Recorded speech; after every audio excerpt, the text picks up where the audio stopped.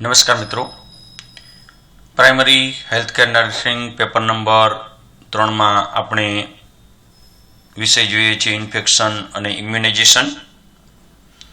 આગળ આપણે vaccination schedule, જે ઇમ્યુનાઇઝેશન શેડ્યુલ રાષ્ટ્રીય રસીકરણ પત્રક હતું તે જોયું અને અવારનવાર પેપરમાં રાષ્ટ્રીય રસીકરણ પત્રક પૂછાતું જ હોય છે। તો ખાસ દરેક સ્ટુડન્ટને રાષ્ટ્રીય રસીકરણ પત્રક તો આવડવું જ જોઈએ। પ્રેક્ટિકલની પરીક્ષામાં રાષ્ટ્રીય રસીકરણ પત્રક ફરજિયાત છે। તો રાષ્ટ્રીય રસીકરણ પત્રક લખીને યાદ કરો, વારંવાર વાંચો, બરાબર। કઈ રસી કયા સમયે અપાય, કેટલા ડોઝમાં અપાય, કયા રૂટ દ્વારા અપાય, શરીરને કઈ જગ્યા પર અપાય અને કોની સામે રક્ષણ આપે। તો આટલું તો આપણને અવશ્ય આવડવું જોઈએ। ચાલો જોઈએ ઇન્ફેક્શન ઇમ્યુનાઇઝેશન આગળ। સૌપ્રથમ થોડું રિવિઝન કરશું। આપણને ખ્યાલ છે માઇક્રોસ્કોપની શોધ લિયોન હુક, સ્મોલ પોક્સની રસી એડવર્ડ જેનર, કોલેરા પીવાના પાણીથી થાય ડોક્ટર જોન્સ, લેપ્રસીના જંતુની શોધ કરી ડોક્ટર હેન્સને, ડિપ્થેરિયાની રસીની શોધ કરી ક્લેબ અને લોફ્લસ નામના વૈજ્ઞાનિકે, ટીબીના જંતુની શોધ રોબર્ટ કોક્સ, ભડકવાની રસી લ્યુઇસ પાસ્ચર, ફિનાઇલ ડોક્ટર લિસ્ટર, કોલેરાની રસી હાફકિન, બીસીજીની રસી કાલ્મેટ અને ગ્યુરિન, ઉટાટિયો મેડ્રો, ધનુર્વિરોધી રસી રોમન જાઇલ્સ, પેનિસિલિનની શોધ ફ્લેમિંગ અને સલ્ફાનોમાઇડ ડોક્ટર જેલ્મો, પોલિયો સાલ્ક અને સેબિન, મિઝલ્સ એડરસન અને મેલેરિયા એનોફિલિસ માદા મચ્છરથી ફેલાય છે એવું કીધું ડોક્ટર રોનાલ્ડ રોઝે। ત્યાર પછી આપણે રિપીટ કરશું હવાથી ફેલાતા રોગ ટ્યુબરક્લોસિસ, મિઝલ્સ, ડિપ્થેરિયા, ચિકનપોક્સ, પાણીથી અને ખોરાકથી ફેલાતા રોગ typhoid, diarrhoea, dysentery, cholera, food poisoning, સંસર્ગજન્યમાં લેપ્રસી, સ્કેબિસ, ફંગલ ઇન્ફેક્શન અને એસટીડી તમામ, વાહકમાં malaria, filaria, chikungunya, dengue, kala azar, જાનવર કરડવાથી પ્લેગ, રેબિસ અને બોવાઇન ટીબી, ખરાબ ટેવોના કારણે, બેડ હેલ્થ હેબિટના કારણે, સ્મોકિંગના કારણે કેન્સર, દારૂના કારણે લીવરનું કેન્સર અને ગુટકા અને તમાકુના કારણે થતા કેન્સર, ટીબી, અપૂરતા પોષણના કારણે એનિમિયા, બેરી વિટામિન એની ઉણપથી થતા રતાંતરપડું, ચામડીના રોગ, ક્વાસિયોકોર મરાસમસ અને ગોઈટર। થોડું જોઈએ નેચરલ ઇમ્યુનિટીના બે પ્રકાર હોય, નેચરલ અને એક્વાયર્ડ। યાદ રાખવાનું છે, નેચરલ અને એક્વાયર્ડ એટલે કુદરતી હોય અને બીજું બી એટલે મેળવેલી હોય, એક્વાયર્ડ એટલે મેળવેલી। નેચરલમાં 3 પ્રકારની હોય, સ્પાઇસીસ એટલે જાતીય એટલે કે માણસ, પશુ, પક્ષી એમ જાતિ, બી રેશિયલ એટલે જનજાતીય એટલે ભારતીય, અમેરિકન, નિગ્રો એવી રીતે જનજાતિ, અને ઇન્ડિવિજ્યુઅલ એટલે પોતાની પર્સનલ। એક્વાયર્ડમાં 2 પ્રકારની હોય, એક્ટિવ ઇમ્યુનિટી અને પેસિવ ઇમ્યુનિટી। એક્ટિવ ઇમ્યુનિટીમાં પાછું 2 હોય, નેચરલ એક્ટિવ ઇમ્યુનિટી હોય અને આર્ટિફિશિયલ એક્ટિવ ઇમ્યુનિટી હોય। નેચરલ એક્ટિવ ઇમ્યુનિટી એટલે માતા તરફથી બેબીમાં આવે તો નેચરલ એક્ટિવ ઇમ્યુનિટી એટલે કોઈ પણ વ્યક્તિ જ્યારે કોઈ રોગના જંતુની સાથે ફેસ થાય એટલે કે ચેપી દર્દીની સાથે ફેસ થાય અને પરિણામે ઇન્હેલેશનમાં કે એમાં કોઈ રોગના જંતુ આવે અને જે ઇમ્યુનિટી ઉત્પન્ન થાય એને નેચરલ એક્ટિવ ઇમ્યુનિટી કહેવાય। આર્ટિફિશિયલ એક્ટિવ ઇમ્યુનિટી એટલે વેક્સિનેશન, જે આપણે બહારથી એન્ટીજન આપી। પેસિવ ઇમ્યુનિટી, પેસિવ એટલે માતા તરફથી બાળકમાં આવે તો નેચરલ પેસિવ કહેવાય। આર્ટિફિશિયલ પેસિવ એટલે તૈયાર કરેલી એન્ટીબોડી શરીરમાં દાખલ થાય તો એને આર્ટિફિશિયલ પેસિવ કહેવાય। આગળ આપણે જોઈએ રસીઓના પ્રકાર અને તેની જાળવણીમાં આપણે જોયું હતું અને આ વસ્તુ આપણે જોઈ લીધી। ત્યાર પછી આપણે જોશું રસીઓનો સંગ્રહ કેવી રીતે કરવાનો છે। તો રસીઓનો સંગ્રહ આપણે ફરીને એક વખત જોઈ લઈ તો ખ્યાલ આવે કે રસીઓના પ્રકાર કયા છે। તો કિલ્ડ વેક્સિન છે, એમાં પર્ટુસિસ, રેબિસ, ઇન્ફ્લુએન્ઝા, પ્લેગ અને meningitis, live vaccine, BCG, oral polio, ઓરી, રોટાવાયરસ, યલો ફીવર, જીવંત અને મૃત વેક્સિન એટલે કમ્બાઇન વેક્સિનમાં ડીટી, પેન્ટાવેલેન્ટ, ટીએબી અને એમએમઆર, ટોક્સોઇડમાં આવે ટીટી, એટીએસ, એડીએસ અને એડીજીએસ, એન્ટીગેસ ગેંગ્રીન વેક્સિન। તો આપણે યાદ રાખવાનું છે। રસીઓનો સંગ્રહ ખૂબ જ અગત્યનો પ્રશ્ન ફર્સ્ટ યર, સેકન્ડ યર અને ગૌણ સેવા પસંદગીની પરીક્ષા માટે। તો અહીં શ્રિત શૃંખલા એવું આવે, કોલ્ડ ચેઇન કેની કહેવાય, એટલે આપણને ખબર છે કોલ્ડ ચેઇન એટલે કે ઉત્પાદક સ્થળથી લાભાર્થી સુધી જે રસી આવે એ રસી આપણે યોગ્ય તાપમાને લઈ આવવી જોઈએ। જો એનું તાપમાન યોગ્ય ન હોય તો રસી આપો કે ન આપો એનાથી કાંઈ ફેર પડતો નથી, બરાબર। જે રસીની ગુણવત્તા છે એ રસીની ગુણવત્તા જતી રહે છે। તો શીત શૃંખલા કોલ્ડ ચેઇન કેને કહેવાય?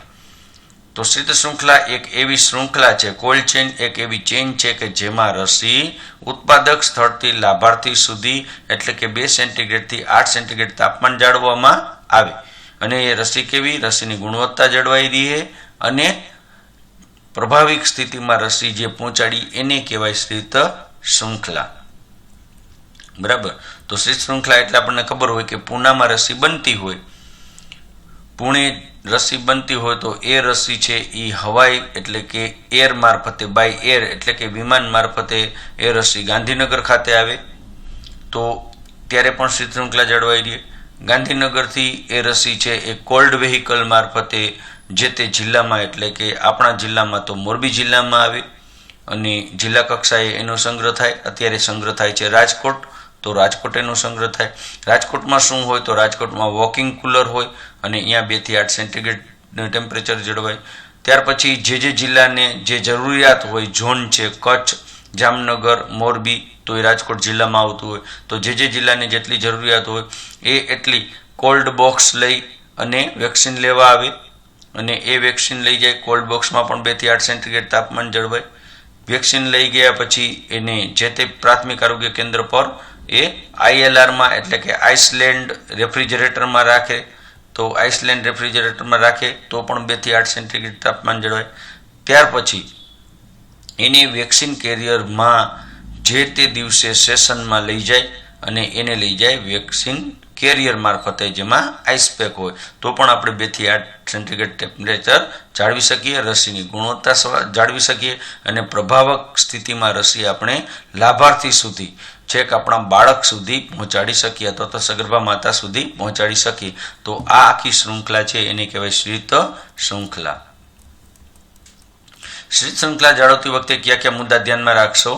તો આ છે વેક્સિન જ્યાંથી બને છે, વેક્સિન આવે છે, વેક્સિન વેહિકલમાં આવે, ILRમાં આવે, ત્યાંથી વેક્સિન કેરિયરમાં જાય, વેક્સિન કેરિયરમાંથી જે વેક્સિન કેરિયર છે લાભાર્થી સુધી કેવી રીતે વેક્સિન કેરિયરમાંથી રસી કાઢવી એ આખી શીત શૃંખલા બતાવેલી છે। શીત શૃંખલાની જાળવણી એટલે કે કોલ્ડ ચેઇનની જાળવણી વખતે કયા કયા મુદ્દા ધ્યાનમાં રાખશો? તો રસીઓ ઉત્પાદક સ્થળેથી એરપોર્ટ અને એરપોર્ટથી વિભાગથી જિલ્લા કેન્દ્રે મોકલતી વખતે 2 થી 8 સેન્ટીગ્રેડ તાપમાન જળવાઈ રહેવું જોઈએ। હમણાં જે આપણે ચર્ચા કરી રીતે રેફ્રિજરેટરમાં ડાયલ થર્મોમીટર હોવું જોઈએ, એક દિવસમાં ઓછામાં ઓછું એક વખત ટેમ્પરેચર માપીને રેકોર્ડ કરવું જોઈએ। આરોગ્ય કેન્દ્ર પર હંમેશા જરૂરિયાત મુજબ જ જથ્થો મંગાવવો જોઈએ, 1 માસથી વધુ જથ્થો મંગાવવો જોઈએ નહીં। રસીઓનું પરિવહન એક કેન્દ્રથી બીજી કેન્દ્ર પર કરતી વખતે ખાસ તાપમાનનું જાળવણી કરવી જોઈએ। રસીઓ જરૂરિયાત મુજબ જ બહાર કાઢવી જોઈએ। એક જ સેશન દરમિયાન વધુમાં વધુ બાળકો આવરી લેવા જોઈએ। રસીકરણ બેઠક દરમિયાન રસીનું તાપમાન જાળવવા એક વખત બહાર કાઢ્યા બાદ તેને બરફના વાટકામાં મૂકો। વારંવાર વેક્સિન કેરિયર ખોલો નહીં। તો વારંવાર વેક્સિન કેરિયર ન ખોલવાથી પણ આપણે 2 થી 8 સેન્ટીગ્રેડ તાપમાન જાળવી શકીએ। જો રસી ઓગાળવામાં આવેલી હોય તો એક વખત ઓગાળેલી રસી વધુમાં વધુ 4 કલાક જ સુધી વાપરી શકાય છે। ઓગાળેલી રસીના વાયલ પર સમય લખો અને 4 કલાકની અંદર વાપરી નાખો। રસીઓ સંવેદનશીલતાનો આધાર ગરમી, લાઇટ અને તેમજ થીજવા પર રહે। 2 વસ્તુ ઉપર રસીની ગુણવત્તાનો આધાર રહે, એક તો કાં એ ગરમીના હિસાબે બગડી જાય અને બીજું એ થીજવાના હિસાબે બગડી જાય। તો સૂર્યપ્રકાશ અને ગરમીની સેન્સિટિવ રસી કઈ છે? તો BCG, OPV અને મિઝલ્સ છે। આ પણ ખાસ યાદ રાખજો। અને થીજી જવાથી બગડતી હોય એવી રસી કઈ છે? તો એ રસી છે પેન્ટાવેલેન્ટ, હિપેટાઇટિસ અને DT અને TD। તો આ રસીઓ છે એ થીજવાથી બગડી જાય। તો આ પણ આપણે યાદ રાખવાનું છે, બરાબર। બંને રસી આપણે ખાસ યાદ રાખવાની છે। એટલે એ પ્રમાણે આપણે એને વેક્સિન કેરિયરમાં ટૂંકમાં મૂકશું કે જેથી કરીને રસીની જાળવણી બરાબર થઈ શકે। રસીઓ બગડવામાં કયા કયા પરિબળો ભાગ ભજવે તો ખાસ યાદ રાખવાનું છે અને ખૂબ જ અગત્યનું છે। કયા કયા પરિબળો રસીઓ બગડવામાં ભાગ ભજવે તો આપણે યાદ રાખવાનું થાય। પેલું તો હીટ ડેમેજ, ગરમીના કારણે રસી બગડે છે. જો 2 થી 8 સેન્ટીગ્રેડ જાળવવાનું હોય પણ 8 સેન્ટીગ્રેડ ઉપર ટેમ્પરેચર વધી જાય તો રસી બગડી જાય છે. ડિઝોલ્વ કરેલી અથવા તો ઓગાળેલી રસી 4 કલાકમાં બગડી જાય. દાખલા તરીકે બીસીજી. વારંવાર ILR ખોલ બંધ કરવાથી પણ રસીઓ બગડી જાય છે. ફ્રીજ ડેમેજ થવાથી, કોલ્ડ ચેઇનના સાધનો બરાબર કામ ન કરતા હોય અને રસીઓની જાળવણીનું જ્ઞાન અપૂરતું હોય ત્યારે રસીઓ બગડી જાય છે. તો આ યાદ રાખજો ખાસ, રસીઓ કે બગડવાના પરિબળો. ત્યાર પછી કોલ્ડ ચેઇનના સાધનો. અવારનવાર પૂછે છે કે કોલ્ડ ચેઇન એટલે શું, કોલ્ડ ચેઇન મેન્ટેન કરવા માટે કઈ સાધન સામગ્રીની જરૂર પડે છે. તો બહુ મસ્ત સાધન સામગ્રી લખવાની છે. તો કોલ્ડ ચેઇન માટે મુખ્ય નીચે મુજબના સાધન સામગ્રીની જરૂર પડે. પેલું આવે ઇલેક્ટ્રિકલ. કેવી છે ઇલેક્ટ્રિકલ? એમાં શું હોય તો ડીપ ફ્રીજ, ILR અને ડોમેસ્ટિક ફ્રીજ. તો આને કહેવાય ઇલેક્ટ્રિક સાધનો. કેવા કહેવાય? ઇલેક્ટ્રિક સાધનો. ડીપ ફ્રીજ, ILR અને ડોમેસ્ટિક ફ્રીજ. ત્યાર પછી આવ્યું નોન ઇલેક્ટ્રિક. તો નોન ઇલેક્ટ્રિકમાં cold box, vaccine carrier, ice pack અને થર્મોસ. આને કે આ જ રીતે સરસ મજાનું ટીક ટીક કરીને લખવાનું છે. અવારનવાર આ પ્રશ્ન આપણને પરીક્ષામાં પૂછે છે, બરાબર. ત્યાર પછી અધર્સમાં શું આવે તો અધર્સમાં કોલ્ડ વેહિકલ અને કોલ્ડ સ્ટોરેજ, બરાબર. તો કોલ્ડ વેહિકલ એટલે જે વિભાગીય થી જિલ્લા કક્ષાએ જ્યારે રસી લઈ આવવાની હોય ત્યારે કોલ્ડ વેહિકલમાં આ વેક્સિન લઈ આવવાની હોય. તો આવું પણ યાદ રાખવાનું છે. ત્યાર પછી ઘણી વખત ટૂંક નોંધમાં આપણને એક વસ્તુ પૂછે. દાખલા તરીકે ડીપ ફ્રીજ પૂછે, ILR પૂછે, બરાબર. તો આપણે કેવી રીતે લખવાનું? તો આવી રીતે સરસ મજાનું ટીક ટીક કરીને લખતું જવાનું છે. જે રીતે આપણને પૂછે એવી રીતે આપણે લખતું જવાનું છે. Deep fridge. તો આમાં આઈસપેકથી જવામાં આવે છે. ખાસ યાદ રાખજો, ડીપ ફ્રીજમાં હંમેશા આઈસપેકથી જવામાં આવે. તાપમાન એનું કેટલું હોય તો -15 થી -25 સેન્ટીગ્રેડ જેટલું હોય છે. તે 2 સાઇઝના હોય, નાની અને મોટી. એક સાથે 200 આઈસપેક થીજાવી શકાય તેવી કેપેસિટી એની હોય છે. આકસ્મિક સંજોગોમાં પાવર જાય તો 18 થી 22 કલાક સુધી ઉપયોગમાં આવી શકે છે, બરાબર. નાના ડીપ ફ્રીજમાં 100 જેટલા આઈસપેક થીજાવી શકાય છે. અંદરના ભાગમાં શું હોય તો અંદરના ભાગમાં થર્મોમીટર હોય. આ છે ડીપ ફ્રીજ. તો ડીપ ફ્રીજમાં જુઓ તમે, આ ડીપ ફ્રીજમાં આઈસપેકથી ગોઠવે છે. કેવી રીતે આઈસપેક ગોઠવવા એ પણ આપણે શીખશું કે આઈસપેક છે એને બરાબર લૂછીને ડીપ ફ્રીજમાં મૂકવા જોઈએ. 2 આઈસપેક વચ્ચે જગ્યા રાખવી જોઈએ, બરાબર. તો આઈસપેક પૂરેપૂરા ભરવાનો જોઈએ એ પણ આપણે આઈસપેક્સમાં જોશું. ત્યાર પછી આપણને કોઈ પૂછે કે ILR. તો ILR એટલે આપણે પહેલાં એનું ફૂલ ફોર્મ લખવાનું છે. Iceland refrigerator. પ્રાથમિક આરોગ્ય કેન્દ્ર કક્ષાએ હોય છે. મોટા જથ્થામાં રસીઓની જાળવણી કરી શકાય છે. તેમાં તાપમાન 2 થી 8 સેન્ટીગ્રેડ જેટલું જળવાઈ રહે છે. ગુણવત્તાસભર રસી જાળવવા માટેનું આ ઉત્તમ સાધન છે. આકસ્મિક સંજોગોમાં 24 કલાક સુધી કામ આપે છે. લાઇટ વહી જાય, in case of failure of electricity it may be helpful to maintain the vaccine up to 24 hours. તેમાં તાપમાન માપવા માટે ડાયલ થર્મોમીટર હોય છે. તેમાં રસીઓ રાખવા માટે કેબિનેટ હોય છે. રસીઓ ઓગાળવા માટે જે પ્રવાહી છે, જે ડાયલ્યુટ હોય તે 24 કલાક પહેલાં મૂકવામાં આવે છે. રસીઓ 2 બોક્સની વચ્ચે જગ્યા રાખવામાં આવે છે. રસીઓ ટોપથી બોટમમાં એટલે કે ઉપરથી નીચે કેવી રીતે રસી ગોઠવવી ILRમાં તે આ મુજબ ગોઠવવાની. સૌથી ઉપર હિપેટાઇટિસ બી, પછી પેન્ટાવેલેન્ટ, પછી DT, TT, BCG, મિઝલ્સ અને સૌથી નીચે OPV. સરસ મજાનું અહીંયા બતાવ્યું છે, તમે જોઈ શકો છો આખું કે કેવી રીતે રસીઓ આપણે ગોઠવી શકીએ. તો આવી રીતે આપણે રસીઓ ગોઠવી શકીએ. દેખાય છે?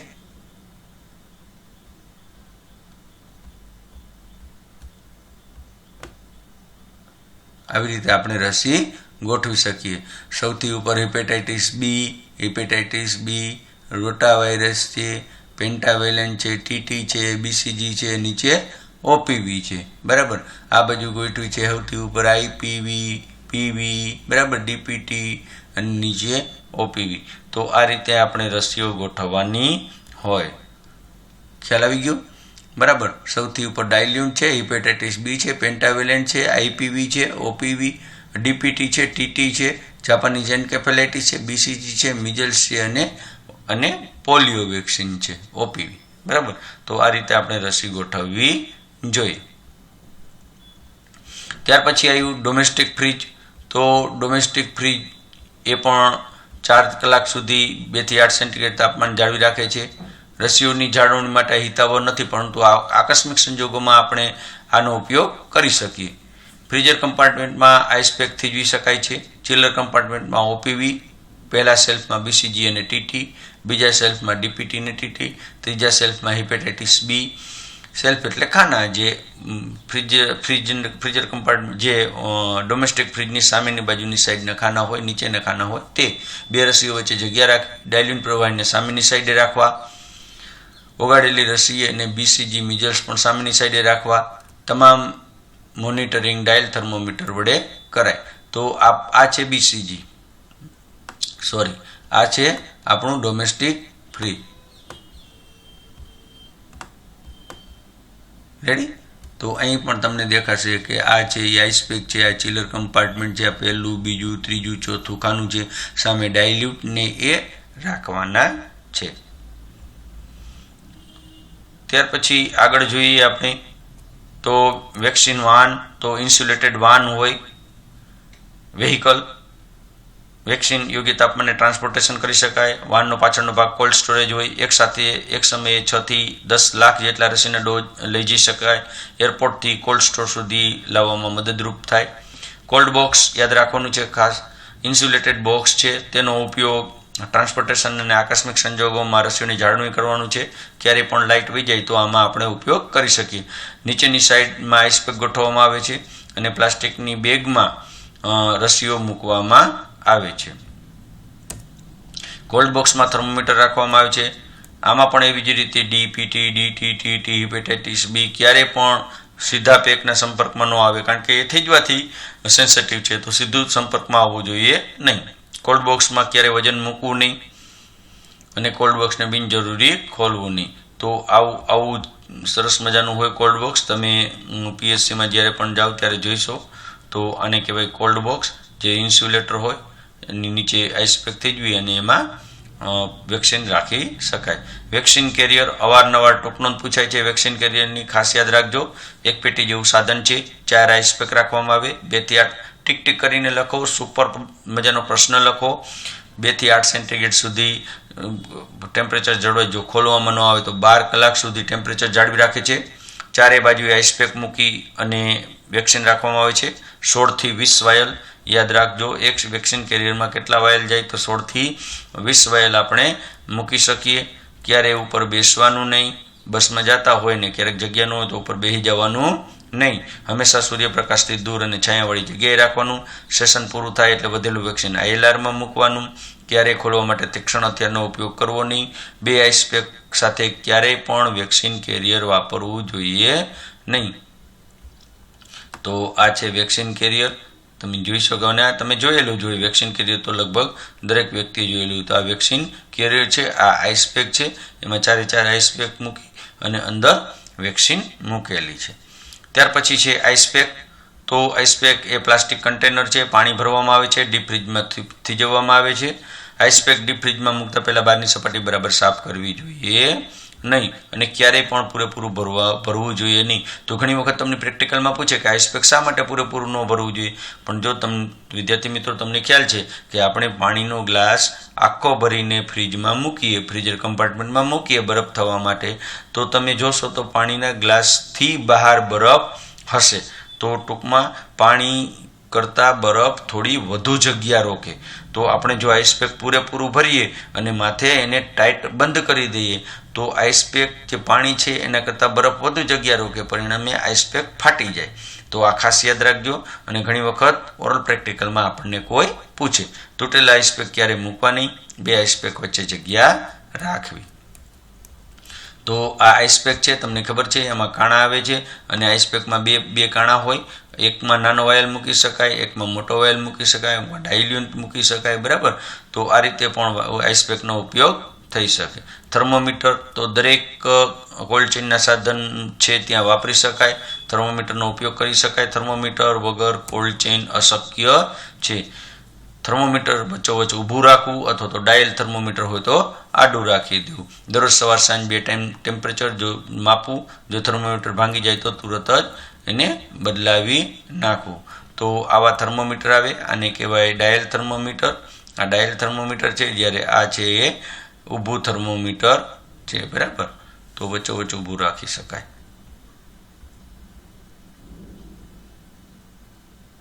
ત્યાર પછી આપણે આગળનું યુનિટ છે કલેક્શન ઓફ સ્પેસિમેન, નમૂના લેવાની રીત, પણ એ આપણે નેક્સ્ટ વિડીયોમાં જોશું. તો અહીં આપણે કોલ્ડ ચેઇન એટલે શું, કોલ્ડ ચેઇન માટેના સાધનો અને રસીઓની જાળવણી કેવી રીતે કરશું તે, બરાબર, કઈ રસી કેનાથી સેન્સિટિવ છે એ પણ આપણે જોયું. તો આ રીતે આપણે રસીઓની જાળવણી કરશું. ખૂબ જ અગત્યનું ચેપ્ટર છે ફર્સ્ટ યર અને સેકન્ડ યર બંનેમાં. તો ખાસ આ ચેપ્ટર છે એ અવારનવાર જોજો. ખૂબ ખૂબ આભાર, ધન્યવાદ.